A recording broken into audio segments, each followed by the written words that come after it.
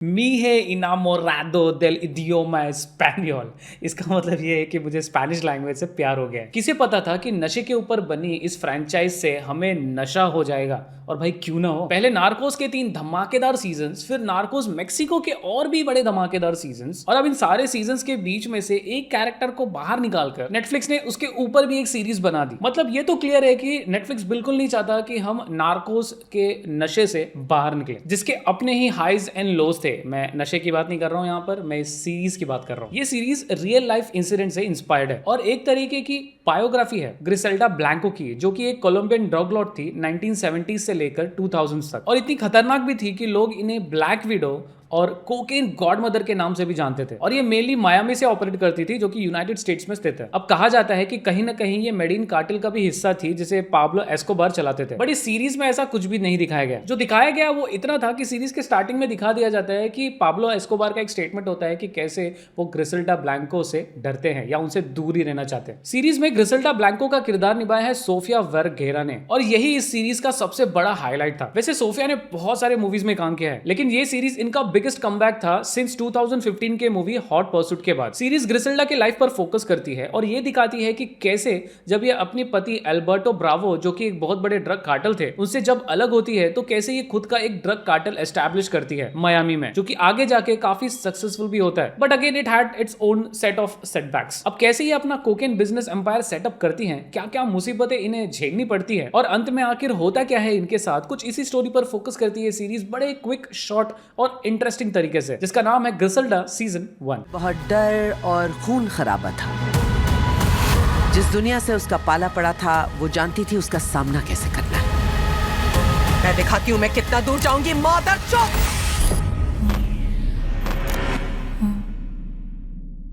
ग्रिसेल्डा season 1 release हुई Netflix पर 25 जनवरी 2024 को। अगेन जिसके अल्ट्रा एचडी अकाउंट 650 में आते हैं, मगर आप सिर्फ 215 में पा सकते हैं। कैसे, ये जानने के लिए इस वीडियो के डिस्क्रिप्शन में दिए गए हमारे व्हाट्सएप नंबर पर तुरंत कॉन्टैक्ट कीजिए। वैसे सीजन 1 कंसिस्ट करता है 6 एपिसोड का, हर एक एपिसोड लगभग 1 घंटे के हैं, तो ओवरऑल आप सीजन 1 को 6 घंटे में देख सकते हैं। वैसे ये सीरीज इसकी ओरिजिनल स्पेनिश लैंग्वेज में और dubbed English as well as Hindi languages में भी अवेलेबल है। अगेन जिसने नार्कोस और नार्कोन मेक्सिको के सारे सीजन देखे हैं, उन्हें ये तो पता होगा कि भले ही ये सीरीज इंग्लिश में क्यों ना हो या हिंदी में डब भी क्यों ना हो, मोस्टली जितने भी कन्वर्सेशन होते हैं सब स्पेनिश में ही होते हैं। तो ज्यादा बेटर होगा कि आप इस सीरीज को इंग्लिश में देखें, न कि हिंदी में, क्योंकि स्पेनिश तो ऑफ कोर्स हम समझ नहीं पाएंगे, तो उसमें देखना तो इम्पॉसिबल है। अब हिंदी के साथ साथ में जब स्पेनिश आ जाता है ना, तो काफी दिक्कत हो जाती है, लेकिन इंग्लिश के साथ साथ जो स्पेनिश के लैंग्वेज आते हैं और उसे इंग्लिश सबटाइटल में हम देखते हैं, तो देखने में काफी आसानी होगी, इसलिए आप इसे इंग्लिश में ही देखें। वैसे एक टाइम था जब नार्कोस और नार्कोस मेक्सिको का रिव्यू करते वक्त मैंने कहा था कि क्यों इसे स्पेनिश को भी इंग्लिश में डब क्यों नहीं किया गया, बट इस सीरीज को देखने के बाद में मुझे ऐसा लगता है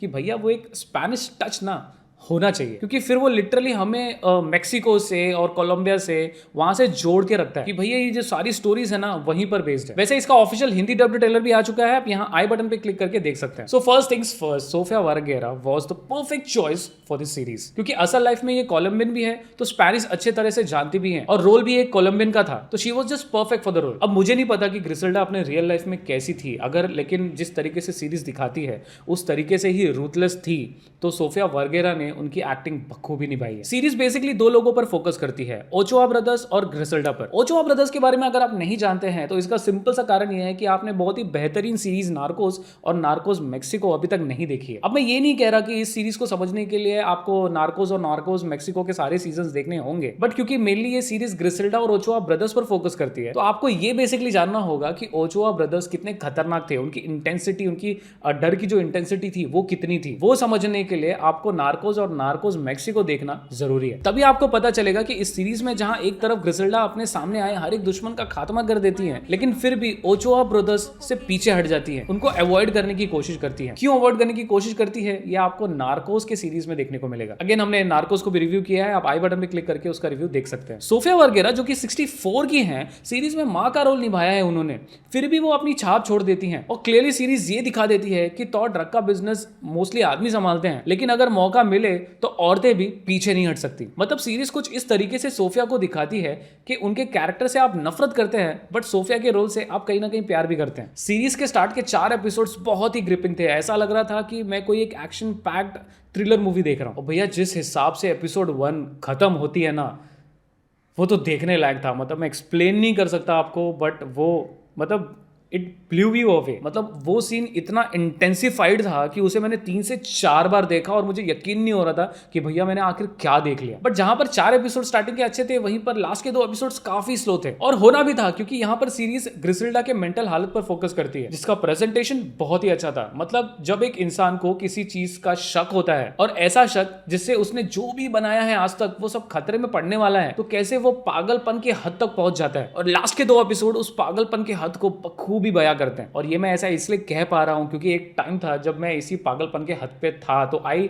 एक्चुअली कहीं ना कहीं मैं फील कर रहा था कि जो ग्रिसेल्डा का कैरेक्टर जो सोफिया ने निभाया है, वो मतलब क्या क्या फील कर रहा था और कैसे हर एक बंदे पे उसे शक होता था कि कहीं ये तो धोखा नहीं देगा, कहीं वो तो धोखा नहीं देगा। मतलब किसी पे विश्वास करना उस पर्टिकुलर मोमेंट पे बहुत ही इम्पॉसिबल हो जाता है। सीरीज में हर एक चीज अच्छी थी, स्टोरी अच्छी थी, सोफिया का कैरेक्टर अच्छा था, बाकी कैरेक्टर से जोड़ा भी गया हमें। बट सीरीज से सिर्फ एक कंप्लेंट है कि काफी जगहों पर इन्होंने ग्रिसेल्डा के लाइफ को पूरा नहीं दिखाया। सीरीज चालू होती है जहां पर ये अपने हस्बैंड को शूट करती है और अंत होती है जेल में, और इन सब चीजों को 6 एपिसोड में दिखाया गया है। आई थिंक इसमें एक और एपिसोड डालना चाहिए था जहां पर ग्रिसेल्डा के पास्ट ड्रग हिस्ट्री पर कुछ दिखाना चाहिए था। आई मीन जब ये अपने हस्बैंड को शूट करती है, उससे भी पहले का पास्ट, कि कैसे उनके 2 नहीं 3 हस्बैंड थे, कैसे जब वो जेल में भी थी तो भी अपना एम्पायर चालू रखा था उन्होंने, और कैसे उनका तब एक बॉयफ्रेंड भी था जो कि अफ्रीकन अमेरिकन था, और कैसे ग्रिसेल्डा की वजह से उनके बॉयफ्रेंड का भी काफी नाम हुआ था ड्रग बिजनेस में। सीरीज हमें इनके 4 बच्चों के बारे में दिखाती है, 3 बच्चों के बारे में पूरा डिटेल में दिखाती है, बट चौथे बच्चे को जस्ट इग्नोर कर देती है। ये नहीं बताया जाता कि चौथे बच्चे के साथ में होता क्या है। और थोड़ी रिसर्च करने के बाद में मुझे पता चला कि जो चौथे बच्चे का फेट भी था,